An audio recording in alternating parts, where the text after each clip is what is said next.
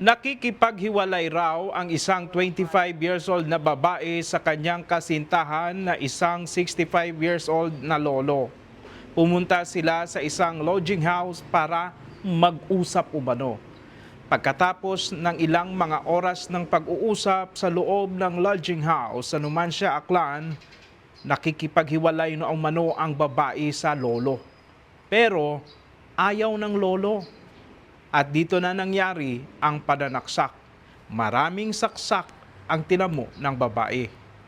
Ano nga ba ang nangyari? Ano ang investigasyon ng mga kapulisan? Narito panoorin natin ang press conference na nangyari. Alpha telephone call received by the station at about 5:47 p.m. from one Algin Tagala, room boy of Kianji Inn, formerly Manolos Pension House, located at Barangay Laginban 1, Numancia, Aklan, informing that Alpha female person had allegedly been stabbed by her male companion. Immediately thereafter, PNP personnel of Numancia Municipal Police Station conducted police assistance and conduct investigation. Upon arrival thereat, the responding PNP personnel found the victim identified as alias Donalyn, resident of Numancia, Aklan, seated outside the room where the alleged stabbing incident occurred, with visible blood stains on her body and sustaining multiple stab wounds.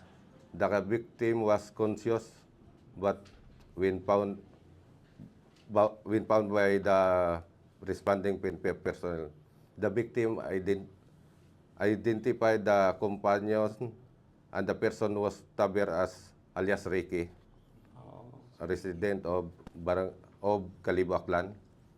Initial investigation conducted disclosed that at about 4 p.m. of same date, the victim arrived first at Kianji Inn, formerly Manolos Pension House, located at Barangay Laginban West, Numancia, Aklan, entered the room and waited for the arrival of the suspect. Upon the arrival of the suspect, he temporarily left the room to buy drinking water. Upon his return, the two talked inside the room wherein the suspect allegedly informed the victim that he would leave and go to Manila. The victim allegedly replied that she had no objection to his decision. Thereafter, the suspect allegedly told the victim that he loved her very much, to which the victim replied that their relationship could not continue because she had already had a live-in partner. Moments later, the suspect entered the room and upon coming out, suddenly attacked and repeatedly stabbed the victim using a bladed weapon. The victim attempted to defend herself but nevertheless sustained multiple stab wounds on her left finger, right arm, right thigh, and below her right knee. After the attack, the suspect immediately left the room. He allegedly returned shortly thereafter to retrieve the key to his motorcycle, but the victim closed and locked the door. Thereafter, the suspect fled an unknown direction. When the victim managed to get out of the room, despite her injuries, he was seen by the room boy, Algin in Tagala, who immediately sought police assistance by calling the station. The victim was subsequently brought to Dr. Rafael Kalibo, Aklan, for further medical treatment. The motorcycle of the suspect was brought to the station for proper disposition. Follow-up operation and investigation are being conducted for the possible apprehension of the suspect and filing of appropriate charges. At large, so suspect, sir. Yes, sir. Sir, gusto nga bagon may wa pa ta kasugod sa kwarto sa room nga gusto nang rintahan ko dayang mag-partner. May una utang nga discussion. Wa, sir. Sa sugod Sa yun. sugod na. Yes, sir. Nabatian nang ko, Room boy, sir, nga may nagsangag. may nasangag gano gaginahon na sanda. Yes, sir. Oh. May komosyon. So, dukot sila, sir, ano ra? Anyo ra ana mismo ko suspect or ano, sir? Sa inyong investigation? Yes, sir. Daga it suspect. Mismo. Yes, sir. Laro niyang natanong Lieutenant Sardon nga. Ru biktima pilang dago nagro-suspect. Do victim era ma'am 25 years old. Do suspect 65 years old. Pero babae sir is may live-in partner ta. Yes, sir. Botsing ano do aking medyo ano ka tanan medyo bagay. Dakop na. Ibang gagaki na. Medyo may Do yun. buhay yung nabisan na sir nga kilaga. Do yaki abira sir single man. Yes, sir. Kumbaga may patago sa dang relasyon man nga makaroon. Ay ang boy tromboy pirmi sa nang kita sa nang kaibahan na. Di ka rin mismo. Una mismo ka rin. Doing sa ki GNN ngarang lodging Kung house. kahapon o kundi may mga previous pa sa nag-check-in. Yes, sir. Yes, sir. Pero may statement abi di karon kaino may gin-quote ikaw di karon kaino sir gibasa nga she love her very much tama ba ka? Nga gusto nyong aiwanan ko baye. Nakikipaghiwalay ang babae Oo. dahil nga Mapamanila Mapamanila. anahon itong magiging kalibin. Dubai abira sir may live-in mat imaw. Yeah. May live-in dito. Yes, Aklan. Yes, sir. Ah, yes, ma'am. At may posibilidad nga naglaon. Ayon sa investigasyon ng mga taga-Numancia Police, naikipaghiwalay na raw ang babae sa 65 years old na lolo. Bagay na ikinagalit nito. Pumunta raw ito sa CR at doon na kinuha ang kutsilyo at pinagsasaksak ang 25 years old na babae. Team sir ay in unstable condition. Sa ngayon ay nasa mabuti na rin daw ang kalagayan ng babae at patuloy na nagpapagaling sa isang ospital.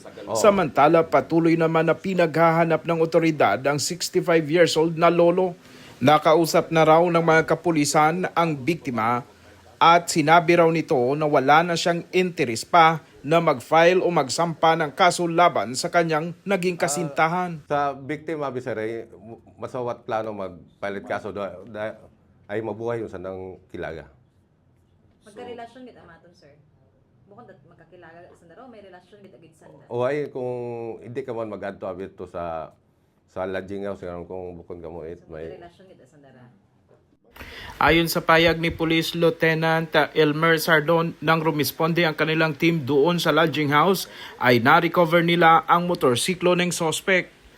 Pagkatapos raw kasi na masaksak ng 65 years old na lolo ang kanyang karelasyon na 25 years old na babae, dali-dali itong lumabas ng kanilang kwarto at naiwan ang susi ng motorsiklo. kung lakan it baye. Agdo yun naiwanan na do motor. So klaro na. Nilak raw kasi ng babae ang kanilang kwarto. Pero bago raw nangyari ang pananaksak, ay matiwasay na nag-usap sa loob ng lodging house ang magkarelasyon. Ngunit nabulabog na lamang ang roomboy nang may marinig ito na may nag-aaway sa loob ng kwarto. Wa pa sir nag-istorya pa sanda bago nag-away. Do suspect nagadto pat CR ro yung nagkuha ni mot kutsilyo. Ang tubig pa ito ay manin unay. Oo. Malaki pa ring katanungan sa ngayon kung naging planado ba ng suspect na saksakin ang kanyang kalibin. Lumalabas kasi sa investigasyon ng Numancia Police na may dala ng kutsilyo ang suspect bago pa man pumasok sa nasabing lodging house. Maaring uminit raw ang ulo ng 65 years old na lolo nang marinig na naikipaghiwalay na sa kanya ang 25 years old na karelasyon.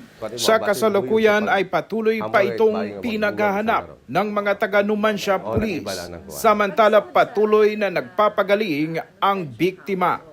Mula dito sa Numancia Aklan, kasama si Kapobs Arnel at Kapobs Presi. Ako si Kapobs Archie Hilario at ito ang PV News Online. Minsan una, minsan huli, pero ihahabol ka sa balita. Ay uli